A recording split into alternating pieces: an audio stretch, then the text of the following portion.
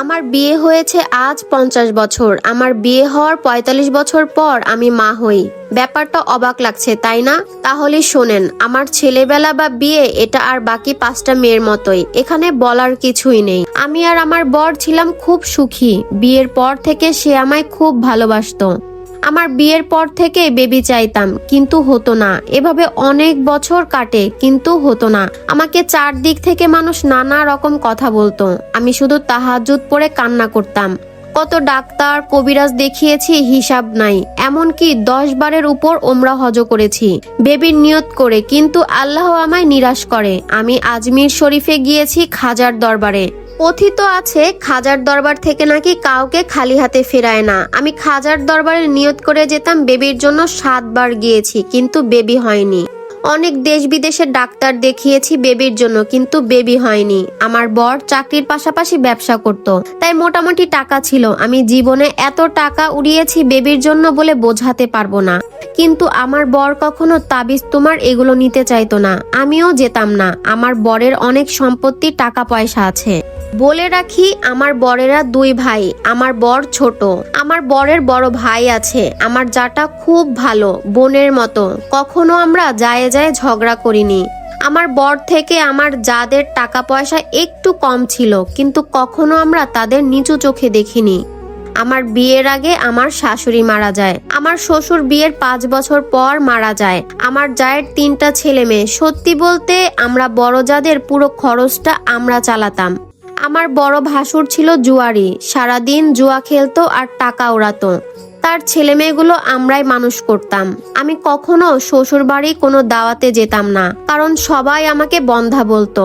এভাবে বিয়ের 20 বছর কেটে যায়। আমিও ধরে নিয়েছিলাম হয়তো আমি বন্ধা, কিন্তু ডাক্তারি রিপোর্টে অনুযায়ী আমাদের কোনো সমস্যা ছিল না। আমারও বয়স বাড়তে লাগলো, আর আমার বরেরও। আমার বিয়ের সময় আমার বয়স ছিল মাত্র 15 বছর, আর আমার বরের 21। আমার শ্বশুর শখ করে তার ছেলেকে তাড়াতাড়ি বিয়ে দিয়েছে। জীবনে একটা বাচ্চার জন্য কত হাহাকার করেছি।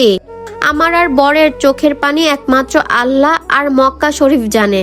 আমার পিরিয়ড ইরেগুলার ছিল, কিন্তু ডাক্তাররা কোনো কারণ খুঁজে পেত না। আমার পিরিয়ড হতো 1 বছর পর পর, 1 মাস বা 2 মাস থাকতো, কিন্তু বিয়ের আগে এমন ছিল না। প্রায় সময় আমার যা আমাকে বিভিন্ন তাবিজ লেখা খাওয়াতো, এগুলো নাকি বাচ্চা হওয়ার জন্যই, আর আমিও খেয়ে নিতাম। সবাই আমাকে বন্ধা ডাকতো। অনেকে বলতো একটা বাচ্চা পালক নাও, কিন্তু সেটা কখনো আমার বর চাইতো না। তার কথা ছিল হলে হলো, না হলে নাই, কিন্তু বাচ্চা পালক নিতে পারবো না। আমার ভাইয়ের ছেলেমেয়েরাই সব আমাদের, ওরাই মাটি দেবে আমাদের। এভাবে সুখে দুঃখে মানুষের কথায় বিয়ের 44টা বছর কেটে যায়। আমার বড় বুড়ো, কারণ বরেরও 65 বছরের কাছাকাছি বয়স, আর আমার তখন 59 হয়। বাচ্চার আশা একদমই ছেড়ে দেই। ইদানিং বরের শরীরটাও ভালো না, হয়তো আর বাঁচবে না। সিদ্ধান্ত নিয়েছে আমাদের জায়গা জমি টাকা পয়সা সব আমার ভাসুরের ছেলেদের নামে লিখে দেবে, কিন্তু তার আগে হজে যাব, বড় হজ করব। হজ থেকে এসে জায়গা জমির কিছু ভাসুরের ছেলে মেয়ের নামে লিখে দিব, বাকিগুলো আল্লাহর রাস্তায় দান করে আমরা দুজন আল্লাহর রাস্তায় মুসাফির হব। আমরা যথারীতি হজে যাই। যেদিন শয়তানকে পাথর মারা হবে সেদিন খুব ঝড় হয়। আমরা শয়তানকে পাথর নিক্ষেপ করে কাবার সামনে বসলাম। খুব বৃষ্টি। কান্না করে করে আল্লাহকে বললাম, এই জীবনে তো একটা বাচ্চা দিলা না। কত চাইলাম তোমার কাছে, কত মানুষের এ জীবনে কথা শোনাইলা। হ্যালো, আসসালামু আলাইকুম। আপনার এতক্ষণ যে গল্পটা শুনতেছিলেন সেটা ছিল গল্পের প্রথম পার্ট। নেক্সট পার্ট শুনতে অবশ্যই আমার পেজটাকে ফলো দিয়ে পেজের সাথেই থাকুন। খুব দ্রুতই নেক্সট পার্ট আপলোড করা হবে, ততক্ষণ আমার পেজেই চোখ রাখুন। তো আজকের মতো ভিডিওটা এই পর্যন্ত শেষ করেছি। ভিডিওটা কেমন হয়েছে অবশ্যই কমেন্টে জানাতে ভুলবেন না। ভালো লাগলে একটা লাইক কমেন্ট শেয়ার করে দিবেন। তো সবাইকে আল্লাহ হাফেজ।